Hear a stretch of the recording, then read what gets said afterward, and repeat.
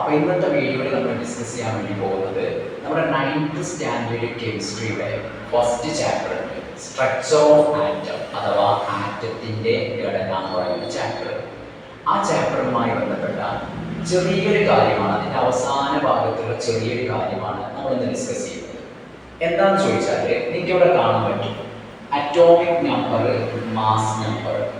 ഇത് രണ്ടും എന്താണ് എന്നുള്ളതാണ് നമ്മൾ മനസ്സിലാക്കേണ്ടത്. അപ്പോൾ ആദ്യം ശ്രദ്ധിക്കാം, ഒരു ആറ്റത്തിൻ്റെ സിംബൽ അഥവാ പ്രതീകം അല്ലെ. ഫോർ എക്സാമ്പിൾ കാർബണിന്റെ സിംബൽ അല്ലെങ്കിൽ പ്രതീകം എന്ന് പറയുന്നത് സി ആണ്. ഓക്കെ അല്ലേ?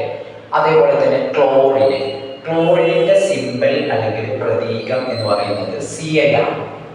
അപ്പോൾ ഈ സിംബലിന്റെ നിങ്ങൾ ഈ കാർബണിലേക്ക് നോക്ക്. ഈ കാർബൺ എന്ന് പറയുന്ന ആറ്റത്തിന്റെ സിംബൽ സി ആണ് അല്ലെ. നമ്മൾ നേരത്തെ പറഞ്ഞു. ആ സിംബലിന്റെ ഇടതുവശത്ത് താഴെയും മുകളിലുമായിട്ട് 2 നമ്പറുകൾ കൊടുത്തിട്ടുണ്ട്. അപ്പൊ ഇടതുവശത്ത് താഴെ കൊടുത്ത നമ്പറാണ് അറ്റോമിക് നമ്പർ എന്ന് പറയുന്നത്. ഇടതുവശത്ത് മുകളിൽ കൊടുത്ത നമ്പറാണ് മാസ് നമ്പർ എന്ന് പറയുന്നത്. അതേപോലെ തന്നെ ക്ലോറിനിന്റെ പ്രതീകം അല്ലെങ്കിൽ സിംബൽ Cl ആണ്. ആ ക്ലോറിനിന്റെ ഇടതുവശത്ത് മുകളിൽ 35 ഉണ്ട്, താഴെ 17 ഉണ്ട് അല്ലെ. അപ്പൊ ഈ താഴെ കൊടുത്ത 17നെ അറ്റോമിക് നമ്പർ എന്നും മുകളിൽ എഴുതിയ 35നെ മാസ് നമ്പർ എന്നുമാണ് നമ്മൾ പറയുന്നത്. ഓക്കെ, അപ്പൊ ഏതാണ് അറ്റോമിക് നമ്പർ, ഏതാണ് മാസ് നമ്പർ എന്നുള്ള ഐഡിയ കിട്ടിയല്ലോ. അതായത് സിംബലിന്റെ ഒരാറ്റത്തിന്റെ പ്രതീകത്തിന്റെ ഇടതുവശത്ത് താഴെ എഴുതുന്നത് അറ്റോമിക് നമ്പറും ഇടതുവശത്ത് മുകളിൽ എഴുതുന്നത് മാസ് നമ്പറും ആയിരിക്കും. ഐഡിയ കിട്ടിയല്ലോ. യെസ്. ഇനി ഈ അറ്റോമിക് നമ്പറിനെ നമ്മൾ റെപ്രസെന്റ് ചെയ്യുന്നത് Z എന്ന് പറയുന്ന അക്ഷരം കൊണ്ടാണ് റെപ്രസെന്റ് ചെയ്യുക. അപ്പോൾ മാസ് നമ്പറിനെ നമ്മൾ എങ്ങനെ റെപ്രസെന്റ് ചെയ്യാം? A കൊണ്ടാണ് റെപ്രസെന്റ് ചെയ്യുക. അറ്റോമിക് നമ്പറിനെ Z കൊണ്ടും മാസ് നമ്പറിനെ A കൊണ്ടും നമ്മൾ റെപ്രസെന്റ് ചെയ്യും. എന്താണ് അറ്റോമിക് നമ്പർ എന്ന് പറഞ്ഞു കഴിഞ്ഞാൽ, അറ്റോമിക് നമ്പർ എന്ന് പറഞ്ഞാൽ ഒരു ആറ്റത്തിലെ ആകെ പ്രോട്ടോണുകളുടെ എണ്ണമാണ് അറ്റോമിക് നമ്പർ എന്ന് പറയുന്നത്. ടോട്ടൽ നമ്പർ ഓഫ് പ്രോട്ടോൺ, അതിനെയാണ് നമ്മൾ എന്ത് വിളിക്കുക? അറ്റോമിക് നമ്പർ എന്ന് വിളിക്കുന്നത്. അപ്പൊ മാസ് നമ്പർ എന്ന് പറഞ്ഞു കഴിഞ്ഞാൽ എന്താ? മാസ് നമ്പർ എന്ന് പറഞ്ഞാൽ എന്താ?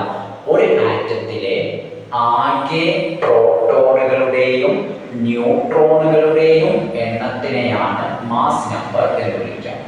Total number of protons and neutrons is called mass number. Ready? Definition മനസ്സിലായല്ലോ. ഇനി നിങ്ങൾക്ക് ഇപ്പോൾ ഒരു എക്സാമ്പിൾ തന്നു, Cl. ഈ ഒരു എക്സാമ്പിൾ നമ്മൾ എടുക്കുകയാണ്. ഈ ഒരു എക്സാമ്പിൾ എടുത്തു കഴിഞ്ഞാൽ ഇതിന്റെ അറ്റോമിക് നമ്പർ അല്ലെ Z, അറ്റോമിക് നമ്പർ എത്രയാണ്? 17 ആണ്. മാസ് നമ്പർ A എന്ന് പറഞ്ഞാൽ 35 ആണ്. റെഡി? ഇതില് എത്ര പ്രോട്ടോണുകൾ ഉണ്ട് എന്ന് ചോദിച്ചാൽ നമുക്ക് പറയാൻ പറ്റും 17 പ്രോട്ടോണുകൾ ഉണ്ട്. കാരണം എന്താ?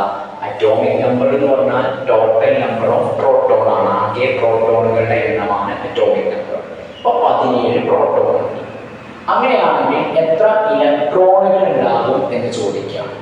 അപ്പൊ നമുക്കറിയാം പ്രോട്ടോണുകളുടെയും ഇലക്ട്രോണുകളുടെയും എണ്ണം എന്താണ്?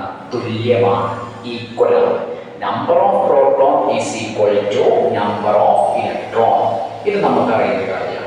അപ്പോൾ പ്രോട്ടോണുകളുടെ എണ്ണം 17 ആണെങ്കിൽ ഇലക്ട്രോണുകളുടെ എണ്ണം എന്തായിരിക്കും? 17 ആയിരിക്കും. റെഡി? ഐഡിയ കിട്ടിയല്ലോ. യെസ്. ഇനി ഇതിന്റെ മാസ് നമ്പർ 35 ആണ്. അങ്ങനെയാണെങ്കിൽ നിങ്ങളോട് ചോദിക്കുകയാണ് ഇതിനകത്ത് എത്ര ന്യൂട്രോണുകൾ ഉണ്ട് എന്ന് ചോദിക്കുകയാണ്. Mass number എത്രയുള്ളത്? 35 ആണ്. എത്ര എന്തുണ്ട്? ന്യൂട്രോണുകൾ ഉണ്ട് എന്ന് ചോദിക്കാം. അപ്പൊ നിങ്ങൾ എന്ത് ചെയ്താൽ മതി? ന്യൂട്രോണുകളുടെ എണ്ണം കണ്ടുപിടിക്കാൻ പറഞ്ഞു കഴിഞ്ഞാൽ നിങ്ങൾ ചെയ്യേണ്ട കാര്യം ഇത്രയേ ഉള്ളൂ. എന്താ ചെയ്യേണ്ടത്? ന്യൂട്രോണുകളുടെ എണ്ണം കണ്ടെത്താൻ പറഞ്ഞു കഴിഞ്ഞാൽ മാസ് നമ്പറിൽ നിന്നോ എന്ത് മൈനസ് ചെയ്താൽ മതി? അറ്റോമിക് നമ്പർ മൈനസ് ചെയ്താൽ നിങ്ങൾക്ക് എന്ത് കിട്ടും? ന്യൂട്രോണുകളുടെ എണ്ണം കിട്ടും. ഇപ്പൊ എക്സാമ്പിൾ നോക്ക്. ഇവിടുത്തെ മാസ് നമ്പർ എത്രയാണ്? 35 ആണ്. അറ്റോമിക് നമ്പറോ 17 ആണ്. 35 നിന്നും എന്ത് മൈനസ് 17 മൈനസ് ചെയ്യുക അല്ലേ? അങ്ങനെ മൈനസ് ചെയ്താൽ നിങ്ങൾക്ക് കിട്ടുന്നത് എന്തായിരിക്കും കിട്ടുക? ന്യൂട്രോണുകളുടെ എണ്ണമായിരിക്കും കിട്ടുന്നുണ്ടാവും. അങ്ങനെയാണെങ്കിൽ ഇവിടെ എത്ര ന്യൂട്രോണുകൾ ഉണ്ട്? ഈ ക്ലോറിൻ ആറ്റത്തിന്റെ ഉള്ളിൽ എത്ര ന്യൂട്രോണുകൾ ഉണ്ട് എന്നിങ്ങനെ നമ്മൾ കണ്ടെത്തുക? 35 മൈനസ് 17 എന്നാണ് ചെയ്യുന്നുണ്ടാവുക. അത് ചെയ്തിട്ട് നിങ്ങൾക്ക് എത്രയാണ് കിട്ടുന്നത് എന്നുള്ളത് ജസ്റ്റ് ഒന്ന് നോക്കുക. ആ എണ്ണമായിരിക്കും ഇവിടുത്തെ ന്യൂട്രോണുകളുടെ എണ്ണം എന്ന് പറയുന്നത്. സോ ഇത്രയും പറഞ്ഞുകൊണ്ട് നമ്മൾ എന്ത് ചെയ്യാണ്? ഈ വീഡിയോ ഇവിടെ വൈൻഡ് അപ്പ് ചെയ്യാണ്. കൂടുതൽ കണ്ടന്റുമായിട്ട് അല്ലെങ്കിൽ കൂടുതൽ കോൺസെപ്റ്റുകളുമായിട്ട് നമുക്ക് എന്ത് ചെയ്യാം? മറ്റൊരു വീഡിയോയിൽ വീണ്ടും കാണാം. അതുവരേക്കും താങ്ക് യു.